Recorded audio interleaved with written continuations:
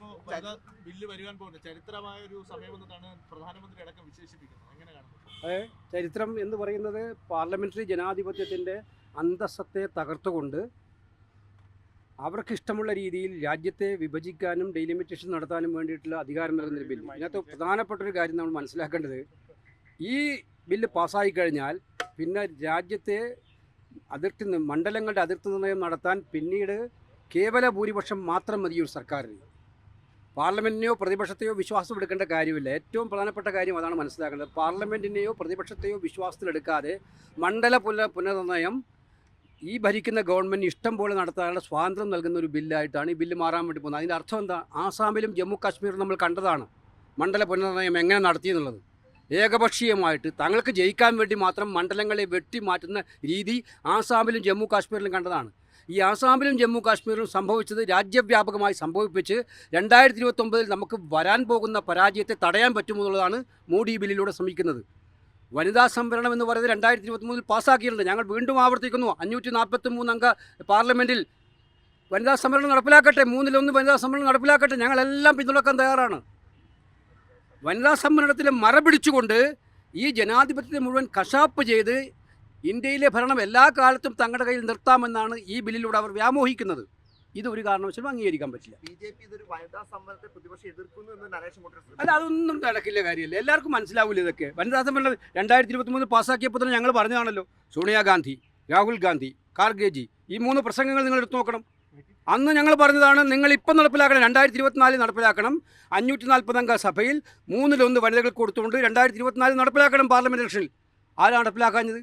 അവരല്ലേ അന്ന് കൊണ്ടുവന്നത് ഈ നിയമം. അവരാണ് കൊണ്ടുവന്നത്. ആദ്യം സെൻസസ്, പിന്നീട് ഡീലിമിറ്റേഷൻ, എന്നിട്ട് വനിതാ സംവരണം. ഈ കോൺസ്റ്റിറ്റ്യൂഷൻ ഭേദഗതി കൊണ്ടുവന്ന ആരാണ്? പ്രതിപക്ഷമാണോ? കോൺഗ്രസ് ആണോ? ഞങ്ങളെന്ന് ആവശ്യപ്പെട്ടത് 543 അംഗ സഭയിൽ, ആ സഭയിൽ 1/3 വനിതകൾക്ക് കൊടുത്തുകൊണ്ട് വനിതാ സംവരണം ഉറപ്പാക്കണമെന്നായിരുന്നു. ഒട്ടും വൈകാതെ ഉറപ്പാക്കണമെന്നായിരുന്നു.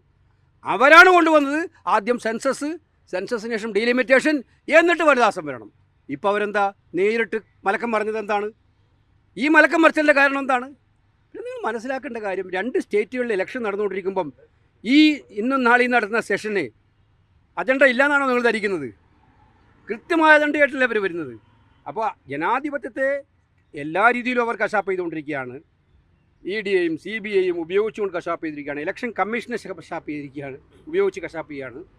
അപ്പോൾ ഇതിലൂടെ സത്യത്തിൽ ഡീലിമിറ്റേഷൻ എന്ന് പറയുന്നത്, മണ്ഡല പുനർനിർണ്ണയം എന്ന് പറയുന്നത് തങ്ങളുടെ അവകാശം. നിങ്ങൾ മനസ്സിലാക്കേണ്ടത്, കേരളത്തിൻ്റെ താല്പര്യങ്ങൾ ആര് സംരക്ഷിക്കും?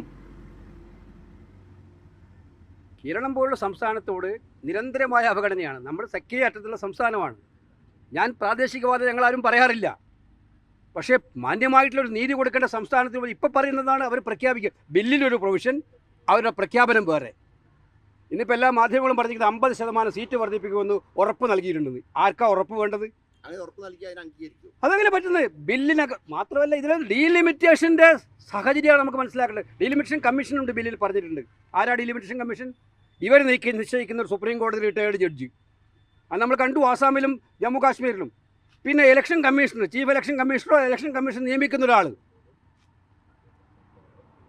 മാത്രമല്ല, ഇനി വരാൻ പോകുന്ന ഡീലിമിറ്റേഷൻസ് പിന്നെ 3/2 ഭൂരിപക്ഷത്തിന് ആവശ്യമില്ല. ഈ ബില്ല് പാസ്സാക്കി കഴിഞ്ഞാൽ ആ ഡീലിമിറ്റേഷൻ അവർക്ക് ഇഷ്ടമുള്ള രീതിയിൽ എപ്പോൾ വേണമെങ്കിലും ഭേദഗതി ചെയ്യാം.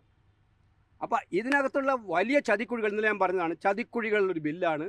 ഈ ബില്ലിനെ ഈ അർത്ഥത്തിൽ പാസ്സാക്കാൻ ഒരു കാരണവശാലും അനുവദിക്കില്ല. TMCയുടെ എല്ലാ എംപിമാരും പങ്കെടുത്തിട്ടില്ല എന്നുണ്ടെങ്കിൽ അത് NDAക്ക് അനുകൂലമാകുന്ന ഒരു സാഹചര്യം ഉണ്ടാകും. അല്ല, ഈ ബില്ല് പരാജയപ്പെട്ടിരിക്കും. ഡീലിമിറ്റേഷൻ്റെ ഭാഗം ഞങ്ങൾ ശക്തമായിട്ട് വോട്ടെടുപ്പ് ആവശ്യപ്പെടും. പ്രസ് ചെയ്യും, അതിനെ വോട്ട് നടത്തി പരാജയപ്പെടുത്തും. ഡീലിമിറ്റേഷൻ്റെ ഭാഗം ഈ കേരളത്തിൽ താങ്കൾക്ക് വേണ്ടി സമൂഹ മാധ്യമത്തിൽ സഹോദര, ഇപ്പം നമ്മൾ ചർച്ച ചെയ്യുന്നത് രാജ്യത്തിൻ്റെ ഏറ്റവും ജനാധിപത്യത്തിൻ്റെ അന്തസ്സത്തെ ബാധിക്കുന്ന വിഷയം. എനിക്കറിയില്ല എത്രമാത്രം മാധ്യമങ്ങൾ അതിനെ ഗൗരവമായിട്ട് കണ്ടിട്ടുണ്ട് ഈ ബില്ലിന്. ഞങ്ങളെ കുറ്റപ്പെടുത്തുന്നവർ അതിന് ഉപയോഗിക്കുക. അങ്ങനെയാണല്ലോ ദേശീയ മാധ്യമങ്ങൾ ചെയ്തുകൊണ്ട്. അതും വനിതാ സമ്മേളനത്തിന് നമ്മൾ 2023 പാസ്സാക്കിയിട്ട് 3 വർഷക്കാലം അത് വെച്ചുകൊണ്ടിരുന്ന ഗവൺമെൻറ്റിന് ഒരു കുഴപ്പമില്ല.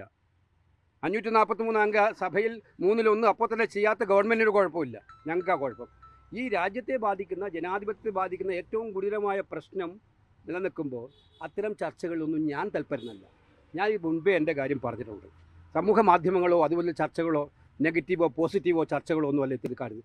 കോൺഗ്രസ് 4-ാം തീയതി ഫലം വരട്ടെ, 4-ാം തീയതി ഫലം വരട്ടെ. എല്ലാവരോടും എനിക്ക് പറയാനുള്ളത് തന്നെയാണ്, ഫലം വരുന്നവരെ കാത്തിരിക്കുക.